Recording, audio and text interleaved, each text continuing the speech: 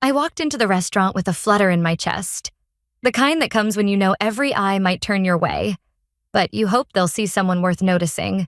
The chandeliers dripped light like liquid gold, and the air carried the faint clink of crystal glasses, a melody of wealth I'd only ever glimpsed in magazines.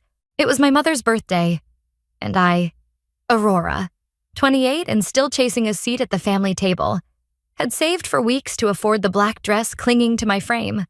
Its simplicity, my quiet rebellion against their extravagance. 5 minutes late. I scanned the room, my heels whispering against the marble floor, searching for the faces I'd known all my life. Then I saw her, my mother, her eyes locking onto mine, not with warmth, but with a smirk that promised something sharp.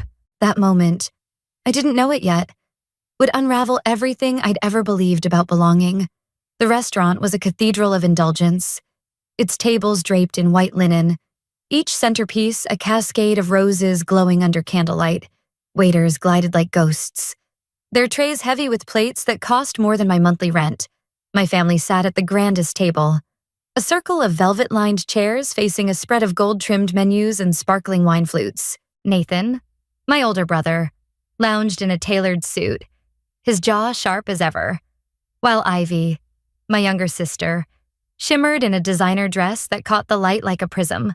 My father, tie loosened, studied his menu with the detachment of a man who'd rather be elsewhere. My aunt, cousins, and a few family friends filled the remaining seats, their laughter a chorus I'd always strained to join. I smoothed my dress, its fabric a soft armor, and stepped forward, offering a smile I hoped looked effortless. "Sorry I'm late," I said, voice steady despite the pulse hammering in my throat. My mother's gaze flicked over me, her lips curling into that familiar, calculated twist. She leaned back, her diamond earrings catching the light, and raised her voice just enough to carry across the room. "Oh, sweetheart," she said, the word dripping with mockery. "This table's for family only." The words landed like a slap, and for a moment, I stood frozen, my smile faltering. She gestured behind her, to a corner where a lone fold-out chair sat, its metal frame creaking under its weight. It was wedged beside a service station, inches from a trash bin that reeked of bleach and discarded food. The kitchen door swinging dangerously close. Laughter bubbled from Nathan, a low chuckle that spread to Ivy, who tossed her hair and smirked. My aunt pressed a hand to her mouth, her giggle poorly disguised. My father didn't look up, his fingers tightening on the menu. The rest of the table joined in, their amusement a wall I couldn't reach.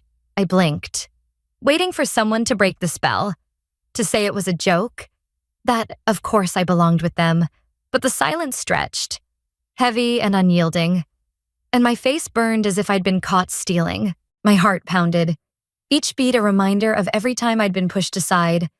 But I nodded, bit my lip, and walked to the chair. The metal was cold against my thighs, the seat wobbling as I settled in. My view was a stained wall, marred with grease smudges, and the busboy who shuffled past, emptying scraps into the bin. Behind me, the clink of glasses and bursts of laughter rose like a tide, my family's voices weaving stories I wasn't invited to share. I adjusted my posture, trying to look composed, as if sitting by the trash was a choice I'd made. The waiter, a young man with kind eyes, paused as he passed, his tray balanced with effortless grace. "Can I get you anything?" Miss, he asked, his voice soft, almost apologetic. "Just sparkling water," I said, forcing a smile that felt like a lie. He nodded and moved on, and I sipped the water when it arrived, the bubbles sharp against my tongue. The smell of bleach stung my eyes. Or maybe that was the tears I refused to let fall. I stared at the wall, counting the cracks, pretending the ache in my chest was just the chill of the air conditioning. My family didn't glance my way, didn't ask if I wanted a menu or if I was okay. They carried on, their voices a distant hum, as if I were a ghost haunting the edges of their world. That night, as I sat in that creaky chair, something shifted inside me, a quiet fracture I couldn't yet name. I didn't know it then, but this moment my mother's smirk, the laughter, the cold metal beneath me wasn't just my humiliation, it was the spark of something new. The first step toward a freedom I'd never dared imagine. I sipped my water, my hands steady, and let the sting in my eyes fade. This wasn't my table. Not yet. But I was beginning to understand that I could build my own. As I sat in that wobbly chair, the restaurant's laughter fading into a dull roar, my mind slipped to the house where I'd learned to be invisible. Our home was a postcard lie. Its white picket fence gleaming under suburban sun, the lawn clipped to perfection. Inside, though, love was a currency doled out unevenly, and I was always in debt. The memory of my mother's smirk at the dinner table wasn't new. It was an echo of 1,000 moments that had carved me into someone who apologized for existing, to understand why I stayed in that chair, why I didn't scream or storm out. You have to see the girl I was. The one who grew up believing her worth was measured by how quietly she could carry the family's burdens. I was 9 when I first noticed the difference in how my mother's voice softened for Nathan, her pride swelling as she pinned his football medals to the corkboard in the den, my star. She'd call him, her smile wide enough to light the room. Ivy, barely 6, would twirl in her new dresses, and Mother would clap, declaring her our little gem. But when I brought home a spelling bee ribbon, clutching it like a lifeline, she glanced at it, then at me, and said, "That's nice, but don't let it go to your head." The ribbon went into a drawer. Not the corkboard. I started keeping my victories small after that, tucking them away like secrets, afraid they'd be dismissed if they grew too loud. By 12, I was the one who kept the house running. I'd wake early to iron Nathan's school blazer, my fingers trembling over the hot steam, knowing a single wrinkle would earn me a lecture. I'd pack Ivy's lunch, cutting her sandwiches into perfect triangles because she'd cry if they weren't just right. Mother expected it. Her instructions sharp. Make yourself useful. If I hesitated, she'd tilt her head, her voice honeyed but venomous. What else are you good for?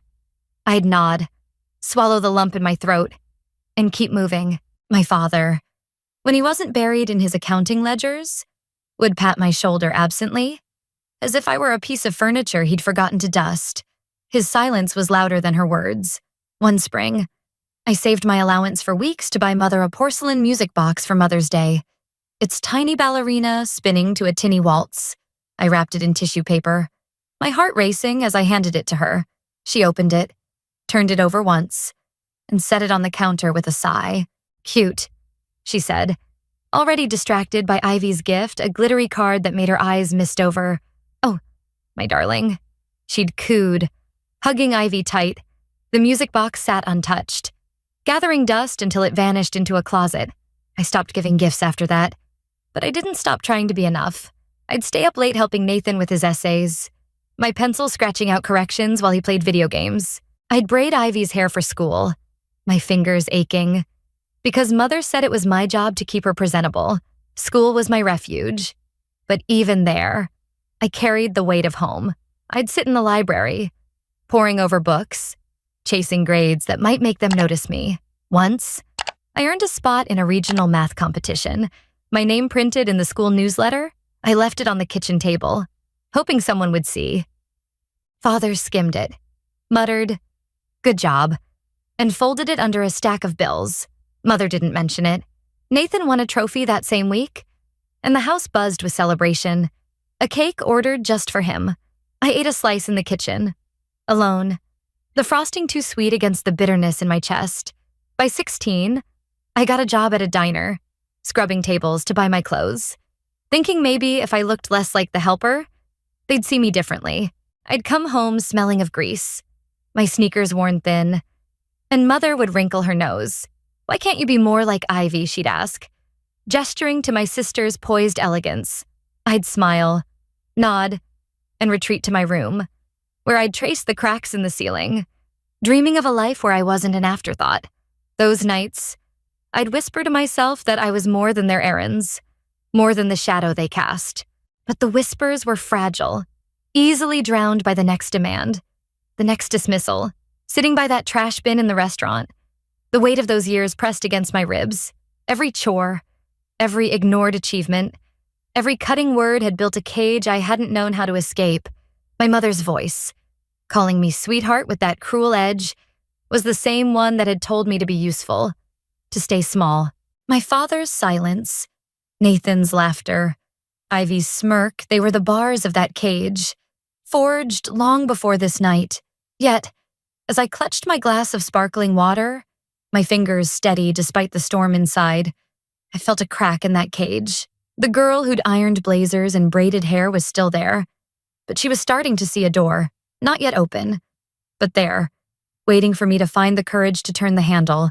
The restaurant's hum pressed against me, a tapestry of clinking silverware and my family's careless chatter. As I sat by the trash bin, my sparkling water long gone flat, the cage of my childhood, its bars forged in ironed blazers and ignored ribbons, felt tighter with every laugh that drifted from the main table. I tried to weave myself into their world, leaning forward to catch Nathan's story about his latest promotion, but my words dissolved into the din. Ivy's eyes flicked to my dress, her lips curling. "Is that from a discount rack?" she asked, her voice a blade wrapped in silk. The table chuckled, my mother's wine glass pausing midair, her nod a silent endorsement. I swallowed, my throat dry, and forced a laugh, as if I could pretend the cut didn't bleed. I'd brought gifts, small tokens from a work trip to Seattle, a cedar-scented candle for Mother, a leather-bound notebook for Father, etched coasters for Nathan and Ivy. I handed them out, my fingers trembling with foolish hope. Nathan glanced at his coaster, snorted, and slid it under his plate. "What am I supposed to do with this?"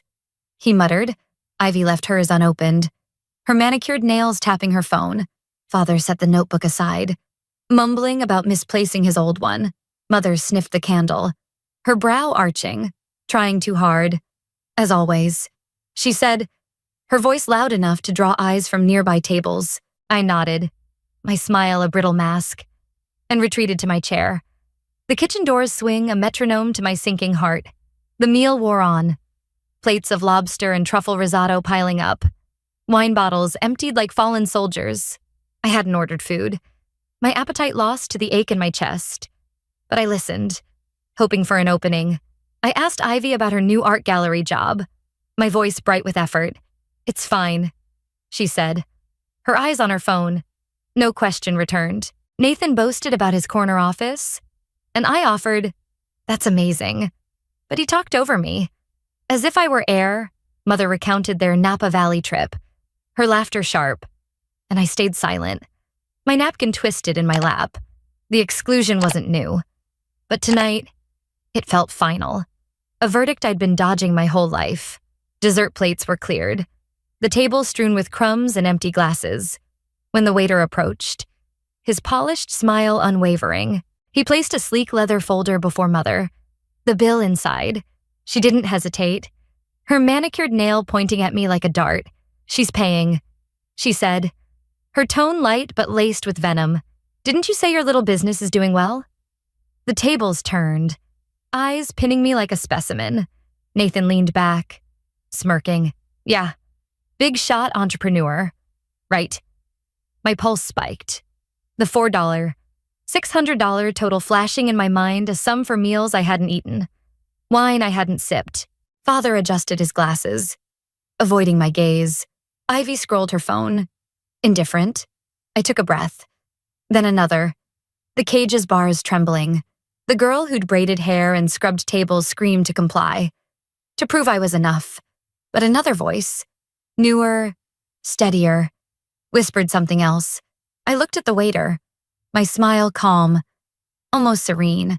"This isn't my table," I said, my voice clear. He blinked, uncertain. "I'm not with them," I repeated, softer but firm. Mother's jaw tightened, her wine glass clinking against the table. Nathan scoffed.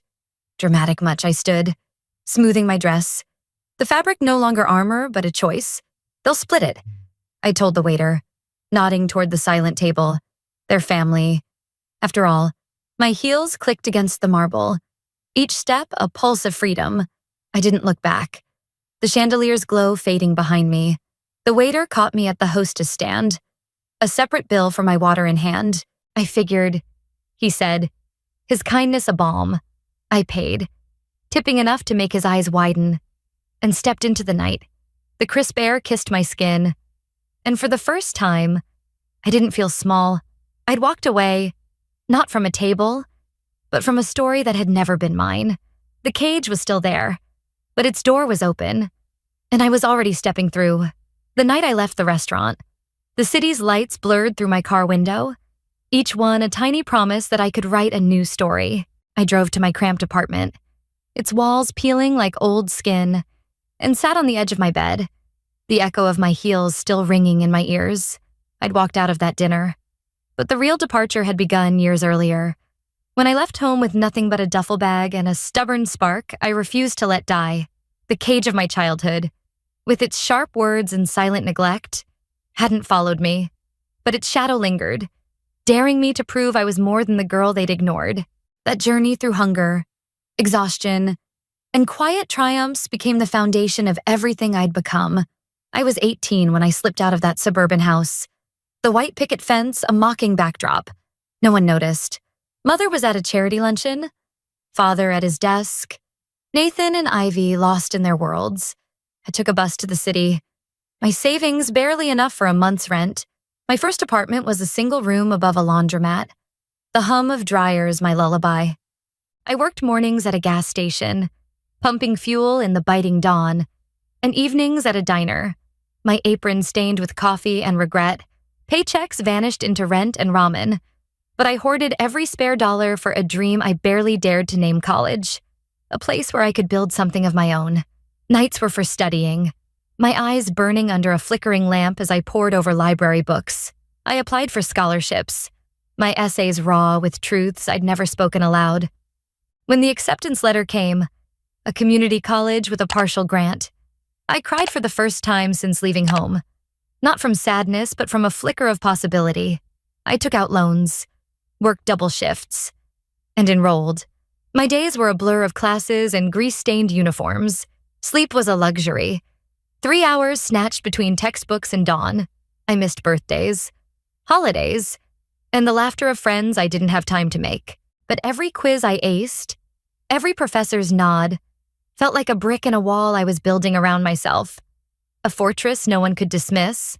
I graduated with an associate's degree, my diploma. A quiet victory I celebrated alone with a gas station cupcake. I sent a photo to my family, hoping for a reply, but my phone stayed silent. I kept calling. Though Mother's Day, Christmas, Ivy's gallery openings leaving voicemails that echoed into the void. I mailed cards, small gifts, each one a tether to a hope I couldn't cut. No one answered, but I didn't stop. Not yet. I enrolled in a 4-year university, majoring in business. My nights now spent analyzing case studies, my days juggling clients at a real estate office where I'd landed an internship. The work was grueling, but I thrived. My knack for negotiation surprising even myself. One winter, I closed my first sale, a modest condo that felt like a palace to me. I stood in the space, the keys in my hand, and whispered, "You're doing it." That moment fueled me to keep going, to take risks. I started my real estate firm, a scrappy startup run from a corner of my apartment. I cold-called clients, built a website on a borrowed laptop, and pitched to investors who saw past my worn shoes to the fire in my eyes. Rejection stung, but I learned to smile through them. Each no, a step closer to a yes. My firm grew slowly. Its first big deal, a rental property that paid off my smallest loan. Through it all, I framed my bachelor's degree. Hanging it on my wall beside a thrift store mirror, I'd look at it, at the girl staring back, and see someone who'd survived.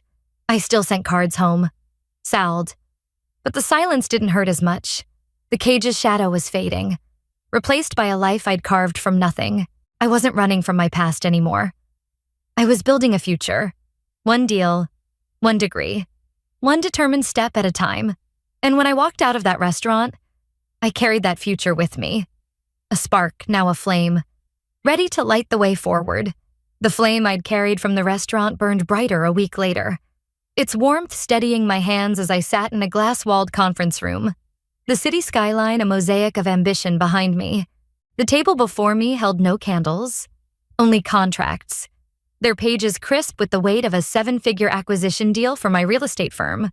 My legal team, sharp in their tailored suits, murmured approvals, while executives across from me nodded, pens poised.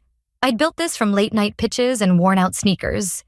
And now, with a single signature, I'd cement a future I'd once only whispered to my reflection. But as I flipped through the documents, my phone buzzed relentlessly. Each vibration a tether to the family I'd left behind, their voices clawing for a piece of me I no longer owed. The messages began the morning after the dinner. A flood of texts and voicemails that lit up my screen like warning flares. Nathan's first. They charged our cards, but it wasn't enough. The restaurant is filing a report. Call me. I stared at the words. The audacity of his expectation, a bitter pill. Mother followed, her tone icy. You humiliated us. Walking out like that. You owe us an apology. Ivy's was flippant. A shrug in text form. Wow. Way to make a scene. Fix this. Even father, who hadn't called in years, left a halting voicemail, mumbling about the bill and sorting things out. I let each one ring unanswered. My silence a shield I'd never dared wield before. They thought I'd fold, as I always had, cleaning up their messes with a bowed head. But the girl who'd scrubbed their plates was gone, replaced by someone who'd learned to stand tall. In the conference room, I traced the contract's fine print, my focus unbroken despite the buzzing phone. The deal was a milestone. My firm's platform born from sleepless nights and relentless hustle, now acquired by a national brand. An executive smiled, offering a handshake. You've built something remarkable, she said, and I nodded, the words sinking deeper than any family praise ever could. My phone buzzed again, Mother's name flashing. We were going to invite you to our anniversary dinner. Don't be so sensitive. Sensitive. The word they'd weaponized whenever I dared to hurt, to exist too loudly. I set the phone face down, its light snuffed out, and signed the contract. My pen gliding with a certainty that felt like flight. Their entitlement had unraveled them. The restaurant's report a consequence they couldn't charm away. I pictured the chaos, Nathan's bluster, Mother's indignation, Ivy's pout as they scrambled to cover the $4, $600 debt. They'd assumed I'd rescue them, but I was too busy rescuing myself. Each unanswered call widened the distance between us, not with anger, but with clarity. The cage I'd carried wasn't mine to bear. It was theirs, built from their need to diminish me to feel whole. I leaned back in my chair, the skyline glittering beyond the glass, and felt the last of their shadow lift. My life, the one I'd forged, was no longer theirs to claim. The rooftop breeze was a gentle caress, weaving through golden string lights that swayed like fireflies above the table I'd set.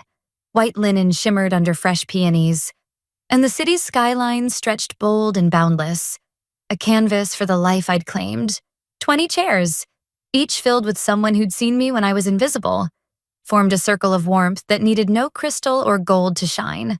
This dinner, my dinner, wasn't about proving anything. It was about celebrating the family I'd chosen, the one that had chosen me back. As laughter rippled and jazz notes floated from a trio in the corner, I stood, glass in hand, and knew I'd rewritten the story that once cast me out. Ava, my co-founder, grinned across the table, her eyes bright with pride for the deal we'd closed. Beside her, Mr. Kaplan, my mentor, raised his glass, his nod a quiet affirmation. You never needed their permission. My investor, my roommate turned sister, the barista I'd hired after she'd slipped me free coffee in my broke days. They all sat here, their presence a tapestry of trust. I tapped my glass, the chime cutting through the chatter. Thank you, I said, my voice soft but steady, for seeing me, for cheering my wins, for choosing this table. Cheers erupted, glasses gleaming under the stars, and I looked out at the city, then back at them, my heart full. This was no fold-out chair, no trash bin sting, this was home. And I'd built it, not with their approval, but with my own. I stood in my Upper East Side apartment, the kind of place where the rent screams success and the silence whispers loneliness, clutching 2 first-class tickets to Venice. My fingers traced the embossed edges. Delta Airlines, March 21st, 2025. JFK to Marco Polo. A dream trip, a lifeline, a desperate bid to stitch up the fraying threads of my life with her. The late afternoon sun slanted through floor-to-ceiling windows, glinting off the glass coffee table, where my mother, Diane Miller, had propped her manicured feet like she owned the place. Which, in her mind, she probably did. "Isabella, honey, this coffee's a disgrace," she drawled, her voice a velvet blade slicing through the quiet.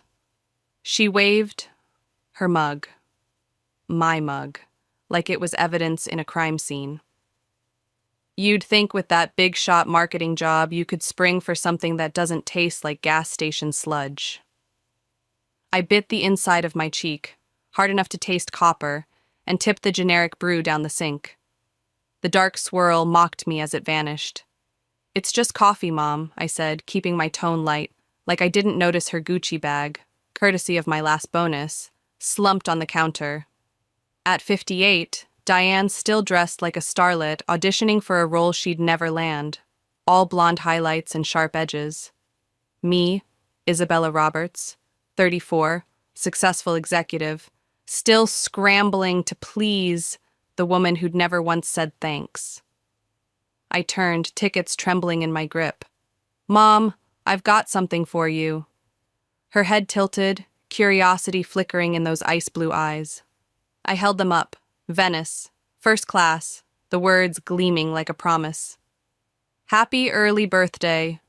She snatched them like a vulture spotting carrion, her perfectly painted nails clicking against the paper. For once she didn't speak, just stared, lips parting, slightly. I held my breath, waiting for the inevitable critique, but all I got was silence. A rare gift, that.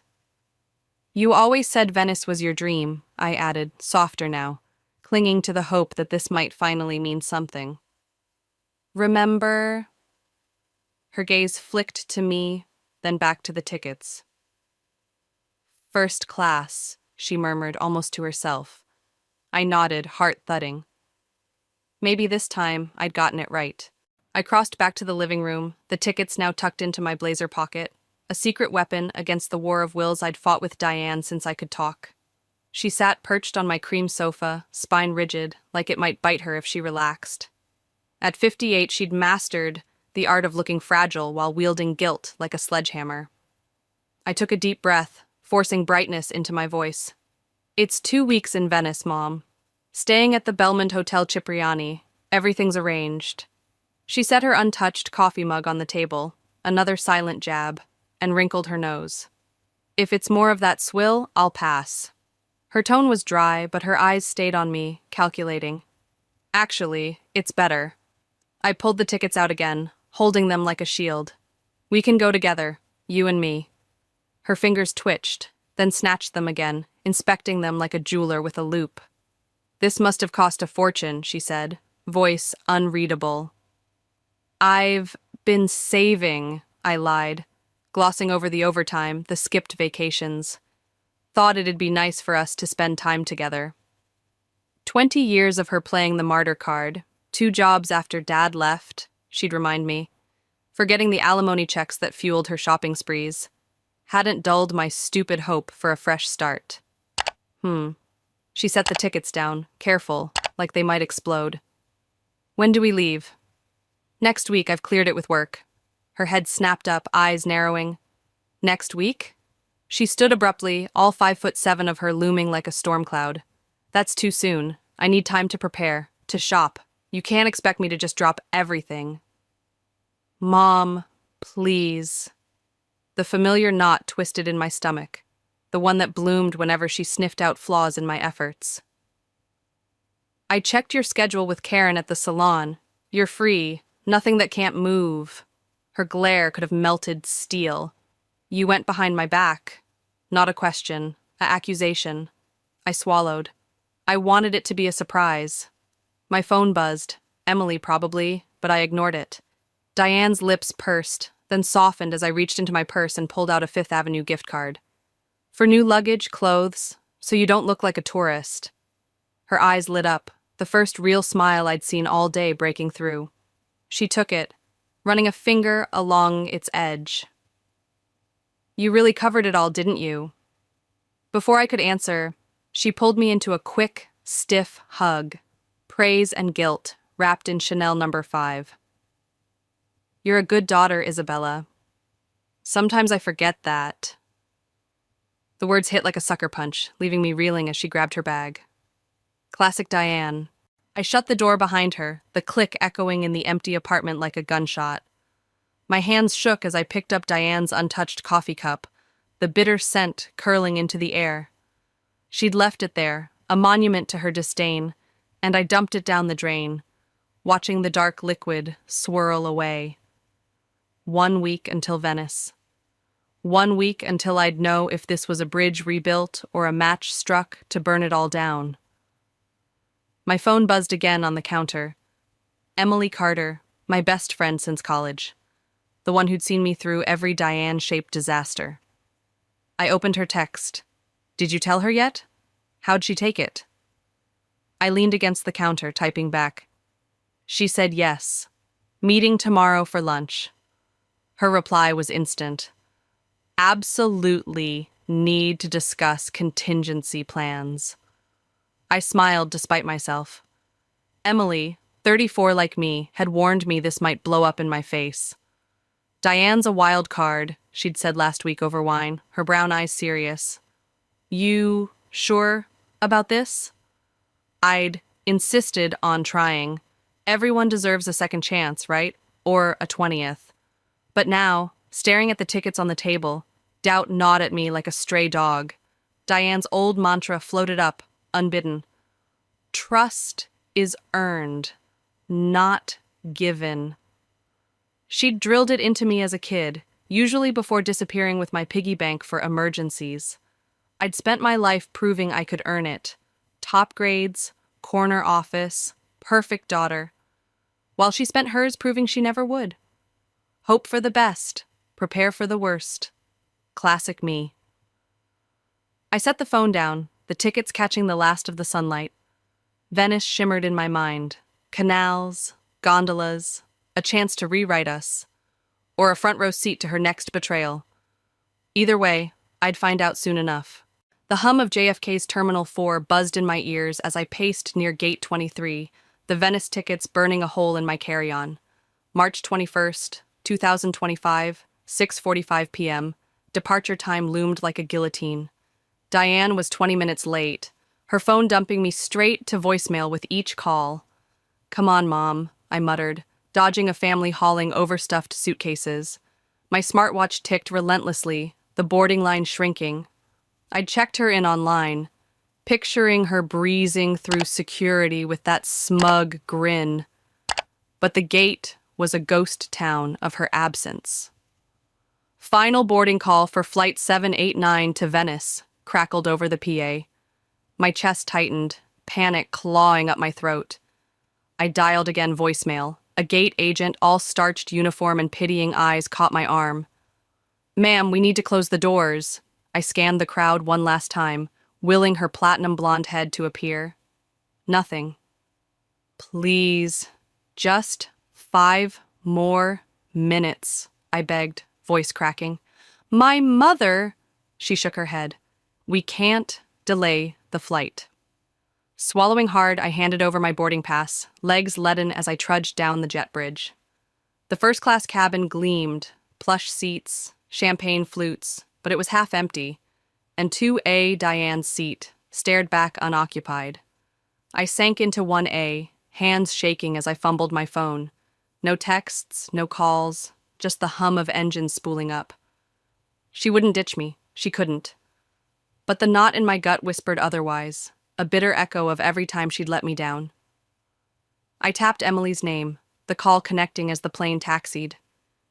Em, she's not here, I hissed, keeping my voice low. The flight attendant shot me a look, but I didn't care. What? Emily's voice sharpened through the static. She missed the flight, or worse. Worse. The word hung like a noose. I don't know. She's not answering. My fingers gripped the armrest, nails digging in. Already on it, Emily said, keys clacking in the background. I'll check her place. Call around. The attendant loomed closer, gesturing to end the call. "We'll figure this out," Emily promised, quick and fierce. "Try to rest." Rest? I almost laughed as I hung up, the phone slipping into my lap. 8 hours to Venice, alone, with nothing but the sinking certainty that Diane had played me again. The plane lifted off, and I stared out at the receding lights of New York, my hope spiraling down like a stone into the Atlantic. She'd taken the tickets, the gift card, my trust, and left me with this hollow ache. Classic Diane. 8 hours later, I stumbled into Marco Polo Airport, exhaustion dragging at my bones. The flight had been a blur of fitful dozing and replaying Diane's smirk when I'd handed her those tickets. I'd texted her one last time before takeoff. "Mom, I'm boarding. Please tell me you're on." But the silence screamed louder than any reply. Now, jet-lagged and raw, I shuffled toward baggage claim, my carry-on thudding behind me. That's when I saw her. Diane stood by the carousel, cool as ever in her tailored coat, collecting a designer suitcase. Mine, I realized with a jolt. Relief flooded me, sharp and sweet. "Mom," I called, voice hoarse, pushing through the crowd. She turned, and for a split second, something flickered in her eyes. Guilt, triumph, I couldn't tell, before she bolted toward the exit. "Mom, wait!" I shouted, adrenaline spiking as I chased her, my bag banging against my legs. She darted through the glass doors, sleek as a fox, and I burst out after her, lungs burning. A taxi idled at the curb. She flung the suitcase in and slid inside. "Stop!" I yelled, but the car peeled away, her blonde hair vanishing behind tinted windows. I stood there, panting, the Venetian air thick with salt and betrayal. My hand slid to my blazer pocket. My travel wallet, with my passport, cash, cards, was gone. Number, no. I tore through my purse, dumping lip balm and receipts onto a bench. Nothing. My phone buzzed, an unknown number flashing. I opened the text with trembling fingers. "Darling, did you really think I'd let you play the hero? Venice was my dream, not ours. Don't worry, I'll put your money to good use. Payback for all those years I sacrificed for you. Love, Mom." The words hit like a slap, and my legs gave out, dropping me onto the bench. Tears spilled hot down my cheeks, the airport blurring into a smear of noise and light. She'd planned this, taken everything, and left me stranded in a foreign country with nothing but her venom. "Hey, are you okay?" A voice cut through my haze. I looked up to see a young woman, 28 maybe, with warm brown eyes and a backpack, watching me from the next bench. She'd been reading, but the book was forgotten now. I shook my head, a bitter laugh breaking free. "My mother. She stole my passport, my money. She's gone." The woman's jaw dropped. "Oh my God, I'm Harper Evans, let me help, we should talk to the police." I wiped my face, the tears slowing as her kindness sank in. "The police? In Italy? She's my mom. They'll never believe me." Harper slid closer.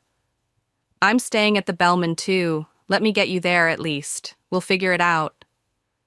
Her steadiness anchored me, a lifeline in the wreckage Diane had left. I nodded, numb but grateful. "Thanks, I'm Isabella." As we stood, I clutched my phone, Diane's text searing into my brain. "Payback," she'd said. "Well, Mom, you just lit the fuse." The water taxi sliced through Venice's Grand Canal, its stunning arches and pastel facades a cruel backdrop to the storm in my chest.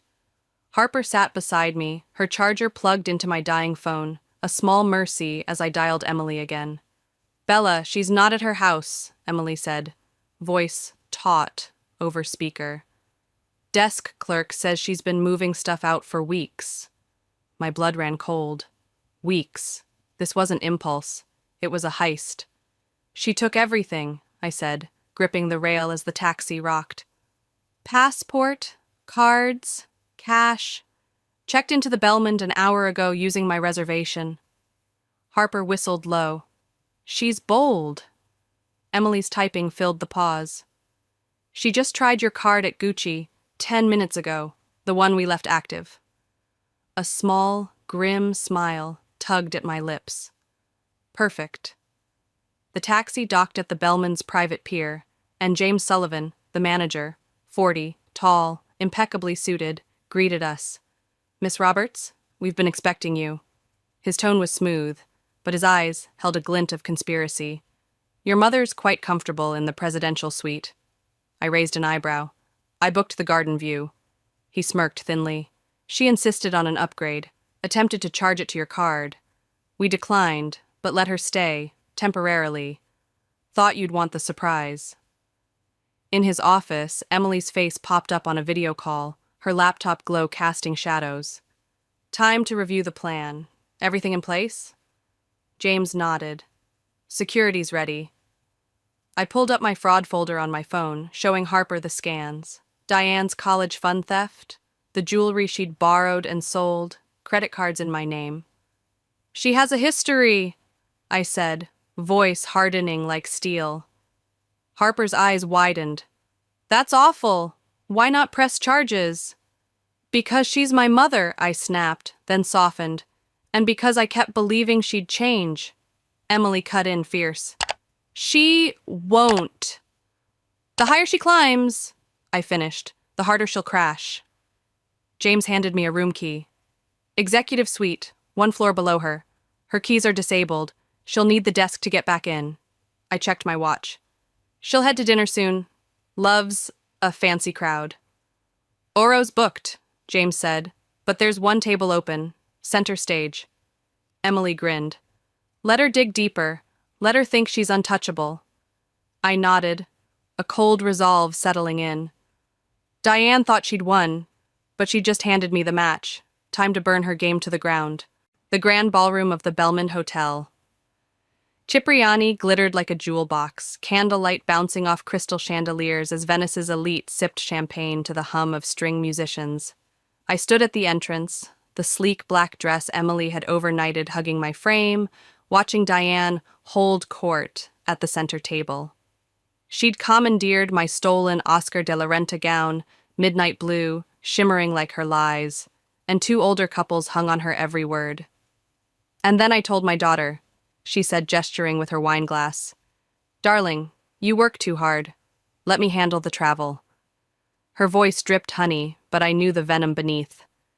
I stepped closer, silent in my heels, the crowd parting like water. The poor dear's so consumed with her career, Diane continued, dabbing her eyes with a napkin. She barely has time for family. That's why I insisted on this trip. Someone has to show her how to live. The couples murmured sympathy, and my stomach churned. She'd turned my betrayal into her martyrdom, and they were eating it up. I cleared my throat, loud enough to cut through her performance. How generous of you, Diane, I said, voice ringing clear. Please. Tell them more about how you're spending my money. Her head snapped toward me, the color draining from her face as her glass wobbled. Isabella? I thought you couldn't make it. Her smile strained, a crack in her mask. Clearly, I said, stepping into the light. I turned to her audience, their faces shifting from pity to unease. Did she mention how she got here, stealing my passport and credit cards? Whispers rippled through the room, and Diane hissed, You're making a scene, darling. Perhaps we should discuss this privately. Why? I shot back, unflinching. You didn't care about privacy when you left me stranded at the airport. James appeared at my side, his suit crisp, his expression calm but lethal. Is everything all right here? Diane seized the lifeline, brightening. Yes, I was just ordering another bottle, the 82 Bordeaux, I think. James's smile was a blade. I'm afraid that won't be possible, madam. Your credit cards have been declined and room charges are suspended. There must be some mistake, she stammered, reaching for her purse, my travel wallet. I moved faster, pulling out a second, identical wallet from my clutch. Looking for this? I held it up, then tossed it to her. She fumbled it open, finding only replicas, cards and documents I'd crafted with a printer and spite. The real ones are safe with Emily, I said, along with every fraudulent charge you've tried today. The room was staring now, phones slipping out to capture the drama. Diane stood, chair scraping the floor, her composure fracturing. How dare you embarrass me like this after everything I've done for you? Her voice rose, desperate. Like emptying my college fund, I countered, or maxing out cards in my name at 18, she faltered. I paid those back. With money you stole from Aunt Linda, I cut in. She told me everything. Her dinner companions stared at their plates, abandoning her. James stepped forward. I believe you mean the presidential suite you charged to a stolen card. You'll need to vacate immediately. Diane's eyes darted wildly. You can't do this! I nodded to the security cameras. It's all recorded, Mom. Careful what you say next. She straightened, clawing for dignity. Fine, I'll leave. But this isn't over. I smiled, cold as ice. Oh, it's not. We're just getting started. How many here know about the Turner family? She froze, and I knew I'd hit bone. Security loomed at the entrance as she marched out, head high, but her trembling hands betrayed her.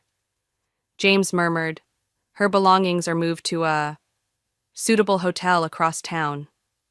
I sat at her abandoned table, picking up her half-empty glass. And tomorrow's gala guests? He nodded. Several are eager to meet her. I sipped the wine, its bite matching mine. Excellent. The Venice courthouse was smaller than I'd imagined, its wooden benches packed with faces Diane had scarred. I sat in the front row, the preliminary hearing unfolding like a slow bleed. The prosecutor called me to the stand, and I walked forward, feeling her eyes, 58 years of manipulation, boring into me. Please state your relationship to the defendant, he began, the translator echoing in English. She's my mother, I said, voice steady, though I use that term loosely now. Diane shifted in her prison garb, a far cry from my stolen gown. Describe the events leading to her arrest, the prosecutor pressed. I laid it bare, the stolen passport, the airport abandonment, the hotel's trap. Each word stripped her armor, her face darkening. And this wasn't the first time? He prompted. No, I said, meeting her gaze. When I was 17, she emptied my college fund. At 18, she opened cards in my name. There's more. Decades of it. She stood abruptly, cutting through her lawyer's hush. Objection. I demand to speak to my daughter alone. The judge's gavel slammed. Sit down, Mrs. Miller. She ignored him, pleading, You don't understand. She's confused. I was protecting her inheritance. I laughed, sharp and cold. By stealing it? By forging Aunt Linda's mortgage? Her lawyer yanked her down, but the damage was done. Michael, my father, took the stand next, his gray hair catching the light. At 60, he looked worn but resolute, a stranger I'd reconnected with after 20 years.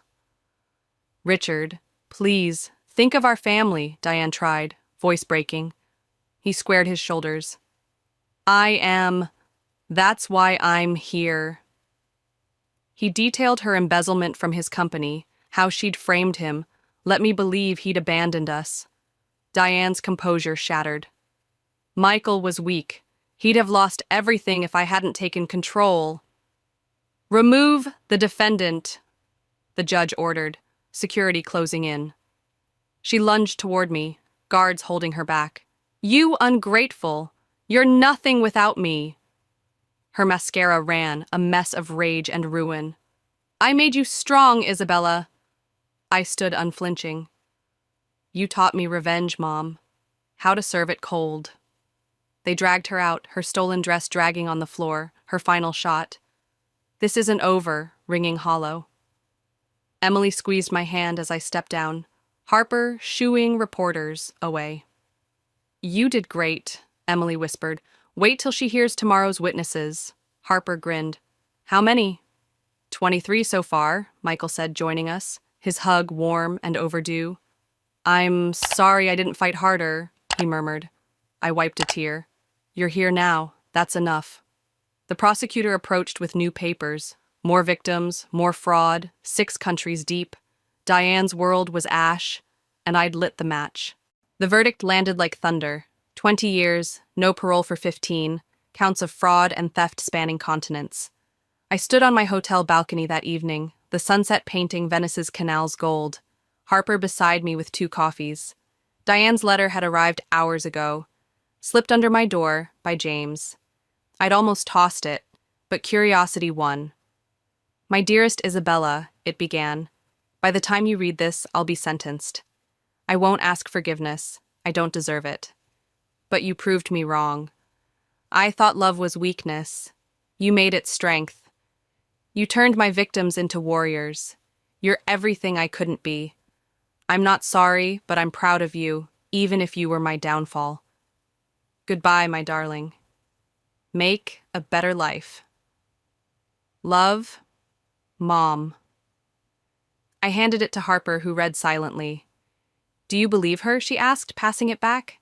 "It doesn't matter," I said, folding it away. "Her words don't own me anymore." Downstairs, the restaurant buzzed with our group. Emily, Michael, the Turners, Susan, celebrating justice. Emily raised her glass. "To Isabella, who turned a nightmare into a revolution." Michael added, "To freedom." I lifted mine. "To all of us, for choosing truth over fear." Later, alone on the balcony, I watched the city twinkle, church bells ringing in the distance.